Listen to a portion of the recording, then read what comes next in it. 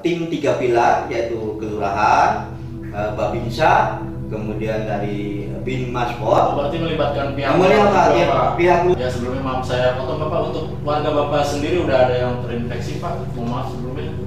Kebetulan kalau untuk terpapar ada.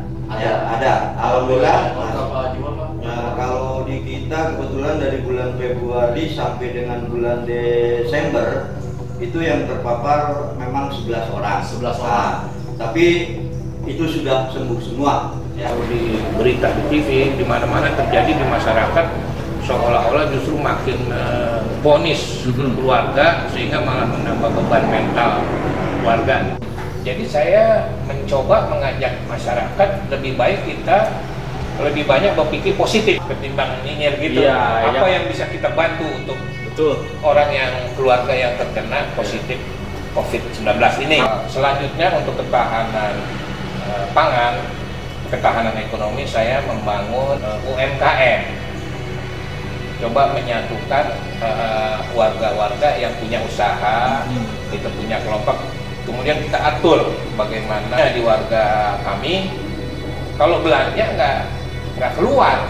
Belanja tidak keluar rumah? Nggak jajan keluar. Pemirsa channel Onai Devil 7, saya Onai. Video kali ini saya akan mewawancarai kepala rukun warga dalam penanganan COVID. Disimak ya.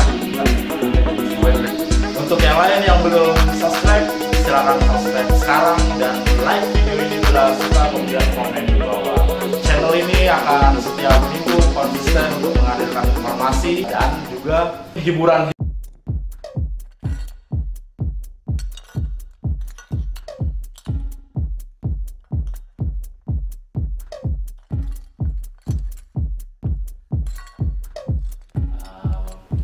Terima kasih waktunya, sudah bisa saya pergunakan untuk sedikit wawancara dengan Bapak yang bertemakan pandemi ini Pak, karena kita belum tahu pandemi COVID ini kapan akan selesai. Saya ingin sedikit mengulik informasi dari Bapak bagaimana peran aktif seorang kepala rukun warga saat pandemi ini. Bisa Bapak jelaskan? Ya, terima kasih. Pertama mungkin saya akan sampaikan awal Februari nanti, awal Februari kita akan sampaikan atau presentasi di tingkat kota dengan 12 kecamatan diwakili oleh masing-masing RW, jadi 12 RW. Oh, berarti RW kita ini, RW Bapak ini mewakili? Mewakili Kelurahan Pengasinan dan Kecamatan Rawalumba dari wilayah RW 013 ini bersama-sama dengan warga, peran serta warga, peran serta stakeholder dan ibu-ibu PKK maupun Karang Taruna ya. Harus ada peran serta karena memang ini melibatkan semuanya. Melibatkan semua, dan kalau kena ya kita yang susah. Jumlah kakaknya itu sekitar 435 kakak dan 1.525 jiwa. Ya, sebelumnya maaf saya potong Bapak, untuk warga Bapak sendiri udah ada yang terinfeksi Pak? Maaf sebelumnya. Kebetulan kalau untuk terpapar ada. Alhamdulillah. Berapa jiwa Pak? Kalau di kita kebetulan dari bulan Februari sampai dengan bulan Desember itu yang terpapar memang 11 orang. 11 orang. Tapi itu sudah sembuh semua. Ya. Sudah sembuh semua. Ya, sudah sembuh. Dan itu mungkin bisa jadi dari hasil kebijakan Bapak ya, untuk menerapkan prokes ini. Kesehatan itu sudah memang standar ya. Itu sudah memang standar dari pemerintah dan sudah digalakkan lah dari beberapa bulan terakhir. Dan yang kami ingin tahu dan saya pribadi ingin tahu bagaimana inovasi Bapak di wilayah warga Bapak dalam penerapan protokol kesehatan. Inovasi Bapak seperti apa? Inovasinya baik, terima kasih. Jadi alhamdulillah setiap RT itu ada 15 titik ya, 15 titik. Jadi itu fungsinya bagi warga yang keluar akan keluar atau masuk ke wilayah RW 13 dengan himbauan prokes tadi diharuskan mencuci tangan. Harus itu. Nah, kenapa diharuskannya? Kita ada tim satgas yang selalu mengontrol. Oh, berarti ada yang mantau Pak? Ada yang memantau tim Satgas kita pada saat warga yang akan masuk maupun keluar harus mencuci tangan maupun masuk ke dalam rumahnya. Jadi semua serba termonitor Pak ya? Termonitor. Pun warga kita dan mungkin pun ada tamu-tamu dari luar. Ya, itu karena kebetulan di tempat kita tuh satu pintu menggunakan, dan apabila ada warga kita atau orang lain yang akan memasuki tanpa mengindahkan prokes yang kita terapkan di wilayah kita, ada sanksi, tidak boleh masuk dulu. Nah, kalau tamu tidak boleh masuk, tapi kalau warga pasti akan mengikuti. Yang kedua, inovasi kami di warga RW 13, di mana protokol kesehatan yang kita terapkan di sarana ibadah terutama. Di sarana ibadah, yaitu di masjid ya. Ini, nah apalagi kalau di tempat ibadah ini pada saat-saat Hari Raya Idul Fitri atau Idul Adha, itu jamaah bukan main banyaknya tersebut. Sehingga kami mempunyai inovasi untuk memberikan jarak. Jaraknya kami setiap safnya itu jaraknya 1 meter kita jarakin. Jadi ada tanda Pak ya? Ada tanda, ya. Jadi itu juga dilakukan oleh tim Satgas kita, dan pengawasannya juga selalu diawasi oleh tim Satgas. Setiap jamaah yang akan masuk ke masjid itu pun kita tes dengan termogan suhunya. Kalau melebihi daripada 37 derajat Celcius itu tidak boleh masuk. Ya, tidak boleh ibadah di tempat kita, dia harus di rumah saja ibadahnya. Kemudian jamaah kita, inovasi kita itu diwajibkan membawa sajadah dari rumahnya masing-masing, karena sudah ada pembersihan di masjid itu dengan SAP ini tadi. Itu kita selalu mengadakan pembersihan di seluruh wilayah atau penyemprotan disinfektan. Nah, saya bekerja sama dengan tim 3 pilar, yaitu kelurahan, Babinsa, kemudian dari Binmaspor. Berarti melibatkan pihak luar. Kerumunan massa di kita ini misalnya dengan izin ada orang yang akan melakukan hajat, pesta. Iya, karena sekarang ini tuh banyak mungkin musim pernikahan ya, Pak yang betul. Kami di sini kalau dari pemerintah kita mengizinkan sesuai dengan instruksi PSBB-nya atau PPKM-nya yang sekarang dijalankan, itu kita membatasi. Satu waktu, kedua membatasi jumlah orangnya. Ya, kalau memang akan dilaksanakan pesta atau hajatan orang nikah di wilayah kita ya. Dan itu pun ya harus mengikuti protokol kesehatan yang diterapkan oleh wilayah RW 013 Taman Narogong Indah. Dan di acara itu pun Satgas dari Bapak ada? Alhamdulillah ada. Setiap itu ada di Bapak. Pertanyaan berikutnya, kami ingin tahu apabila ada warga Bapak yang sudah terpapar dan diharuskan untuk mengisolasikan diri pun dengan keluarga mereka, bagaimana kebijakan Bapak atau inovasi Bapak, terlepas dari kita sama-sama tahu protokol kesehatan dari pemerintah, seperti apa Pak, bisa dijelaskan? Oke. Ya. Nah, apa tindakan kita untuk mengantisipasi beliau yang terpapar COVID ini? Nah, kami dan Satgas pertama yang kami lakukan adalah pasien itu sendiri selama 14 hari yang diinstruksikan oleh pihak dokter dan puskesmas itu tidak boleh keluar rumah.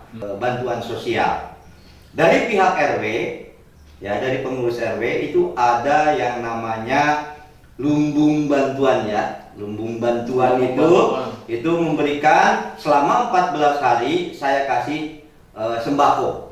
Kemudian setiap harinya, karena kita sudah koordinasikan dengan warga atau rumah setempat untuk selalu memberikan makanan atau keperluan dia yang dibutuhkan. Jadi warga sudah siap. Jadi artinya warga-warga tetangga di sekitar rumah tersebut, warga yang terpapar itu peduli ya Pak ya? Betul, alhamdulillah. Mau peduli. Ya, alhamdulillah. Nah, setelah 14 hari selesai, kita dari Satgas itu mengkonfirmasikan kepada kepala puskesmas atau puskesmas untuk dicek. Atau memberikan informasi bisakah dia untuk mengadakan pengecekan ulang. Nah, barulah setelah 14 hari diadakan cek ulang atau dari tim puskesmas datang ke rumahnya yang sedang isolasi mandiri. Nah, kemudian hasilnya itu selalu disampaikan kepada pengurus RT maupun RW dan Satgas Covid kita di wilayah RW 13. Ya, alhamdulillah sampai sekarang dari jumlah 11 tadi yang terpapar dan diisolasi mandiri dengan kegiatan SOP yang sudah saya buatkan seperti tadi yang saya sampaikan, alhamdulillah sudah sembuh kembali. Alhamdulillah. Jadi itu pun tidak lepas dari peran Bapak ya, peran Bapak untuk menangani warga Bapak ini. Bapak, pertanyaan terakhir dari saya, untuk pemirsa channel saya ini, Bapak ada saran atau ide-ide atau masukan nih untuk warga Bapak pada khususnya dan masyarakat Indonesia pada umumnya seperti apa, Pak? Ada saran? Ya, terima kasih. Jadi saran dari saya, dimanapun berada, selalu ikuti protokol kesehatan yang ada. Itu yang utama. Itu yang utama. Protokol kesehatan yang ada. Dimulai dari diri kita sendiri. Sayangi diri kita sendiri ya. Jaga imun kita. Tiap hari berolahraga ya. Kurangi kita bepergian ya. Itu karena menghindari juga kerumunan. Untuk penanganan COVID-19 di seluruh wilayah Indonesia ini itu tergantung daripada kitanya ya. Jadi harus pada konsep yaitu menggunakan 3G. Apa itu 3G? Ya, 3G lah ya. Oh, ini inovasi Bapak. Ini adalah inovasi saya. 3G itu adalah Genba, Genbutsu dan Genjitsu. Genba itu datang, Genbutsu itu lihat, Genjitsu itu kerjakan. Jadi kita kalau tidak datang, tidak melihat, mana tahu permasalahan ada apa yang terpapar, apa itu corona dan lain sebagainya. Kalau kita hanya duduk manis mendengarkan atau laporan dan lain sebagainya, kita lihat sendiri ke sana. Nah, kalau kita sudah melihat apa yang akan kita lakukan, apa yang akan kita kerjakan, ya itu dianalisa kenapa sampai terjadi seperti itu. Nah, kalau sudah kita kerjakan, kita analisa, baru kita laksanakan apa yang harus kita perbuat. Inovasi apa yang kasih banyak atas waktu Bapak, pemaparan Bapak, peran Bapak sebagai seorang pemimpin warga, dan bagaimana inovasi Bapak, bagaimana Bapak cara menangani warga Bapak, berikut dengan bagaimana koordinasi Bapak dengan perangkat Bapak. Sekali lagi mengucapkan terima kasih.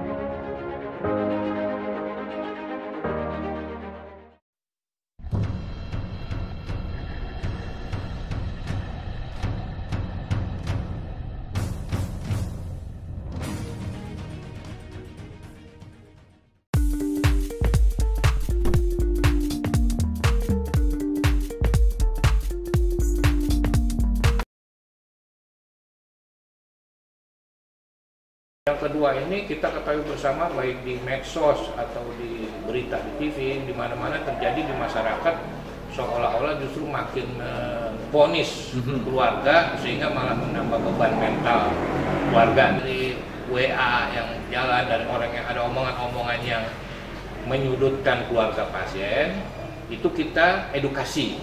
Jadi itu sehingga tugas bidang keamanan ini mengedukasi orang-orang yang nyinyir lah. Tadi menarik Bapak di poin penggalangan sosial itu tadi, seperti apa Pak pengaplikasiannya itu Pak di warga Pak? Ya. Targetnya nggak muluk-muluk, pokoknya jangan sampai ada warga kita yang susah makan. Bukan cuma yang positif ya. Iya, yang putus kerja, begitu. Jadi yang kita dapat masukan dari pengurusnya yang secara ekonomi terdampak ya. Kasus COVID ini kita kita santuni sembako ya dari warga ya. Saya buka rekening gitu kan, buka rekening, nanti warga langsung kirim ke rekening, dikelola oleh bendahara RW. Terus kemudian kita monitor warga-warga yang mana yang butuh itu kita kirimkan sembako. Berarti artinya ini bentuk donasi dari warga-warga Pak ya, dari warga. Ya. Cuma saran-saran, masukan kepada masyarakat yang lain, pengurus RW yang lain mungkin bahwa selanjutnya untuk ketahanan pangan, ketahanan ekonomi, saya membangun UMKM. Coba menyatukan warga-warga yang punya usaha, kita punya kelompok, kemudian kita atur bagaimana mengelola produk-produk itu sehingga sampai lebih dari 100 UMKM yang terdaftar, yang sudah kita komunikasikan, dan hasilnya peningkatan yang luar biasa penjualannya mereka gitu kan. Tadi di poin ketahanan pangan, kemudian Bapak membentuk UMKM di wilayah Bapak.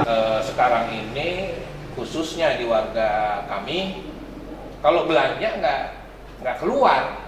Belanja tidak keluar rumah? Nggak jajan keluar, mana itu kan juga jadi di rumah kan. Mereka tinggal buka HP aja, tinggal pesen mau makan apa, makan bakso gitu ya, kan. Betul. Pasar gitu ya, Pak, jadi udah siap makanan untuk diantarin ke rumah. Kita buka layanan jariah Jumat Barokah. Jumat Barokah. Ini inovasi Bapak juga nih? Ya, ini juga baru kita lakukan. Jadi seperti apa kan banyak perlu makan ya, perlu makan.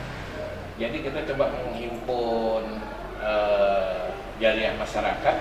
Kita buka di depan musola itu layanan makan gratis gitu ya. Makan gratis, layanan makan gratis.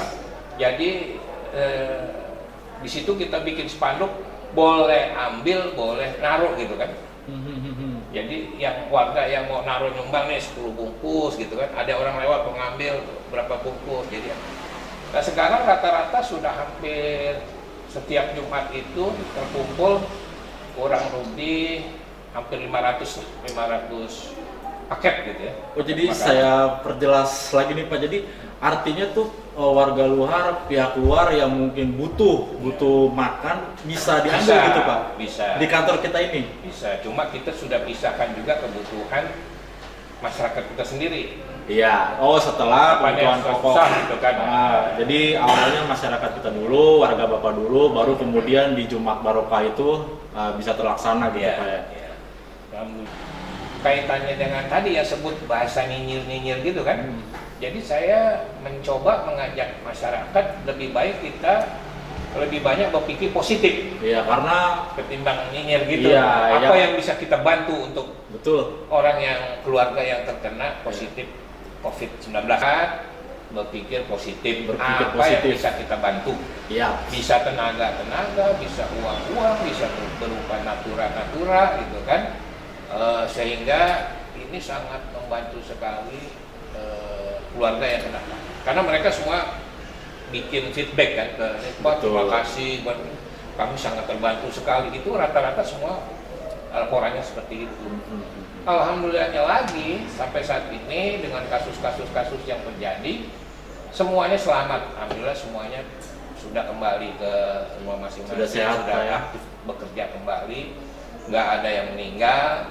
Mereka merasa nyaman walaupun sakit, nggak ada orang sakit nyaman, tapi mereka merasa nyaman, merasa banyak saudara di lingkungannya, banyak yang merawat, banyak yang ngurus, sehingga nggak menambah beban penyakit mereka, sehingga alhamdulillah sembuh ya, sembuh semuanya gitu.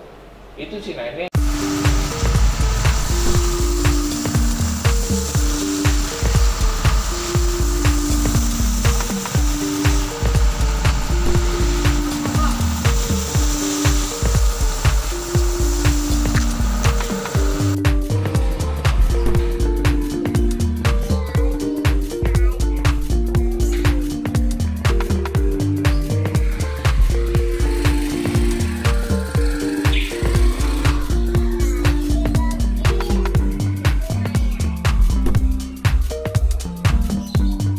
terima kasih sudah menonton video tadi hasil wawancara saya. Bila suka dengan video ini, silahkan like, kemudian jangan lupa komen ya.